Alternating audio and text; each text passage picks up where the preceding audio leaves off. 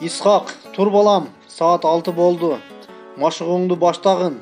Азыртадан машыгып, мекен чегин коргогон патриот жигит болуп чоңоюшуң керек. Ата, мен дагы чуркап машыгым келет. Келечекте аскер кызматкери болуп, мекен чегин коргоп, мекениме кызмат кылгым келет. Жок кызым, сен кыз баласың, кыз балага болбойт. Жок атасы, кыз бала деп, угул бала деп бөлгөнүңүз туура эмес го. Өз тандоосуна коелу. Мен кызымды колдоймун. Келечекте мекенин сүйүп, мекенибиздин, лейлегибиздин чебине чеп болгон кыздардан болсо кандай жакшы. Ошентип мен апамдын колдоосу менен өз максаттарыма кадам таштап баштадым.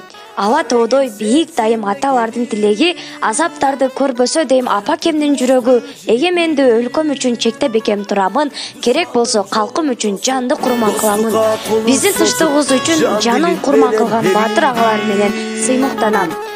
Düşmanın жолун тосуп, достукка колун созуп, жан дилим менен берилди. Айтулуу кыргыз элинин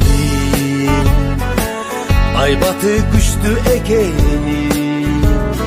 Чектен дагы бекем Коргоп өткөн жергесин, окко тутуп денесин, жүрөгүмдө сактаймын баатырлардын элесин. Мен сиздерге таазим кылам.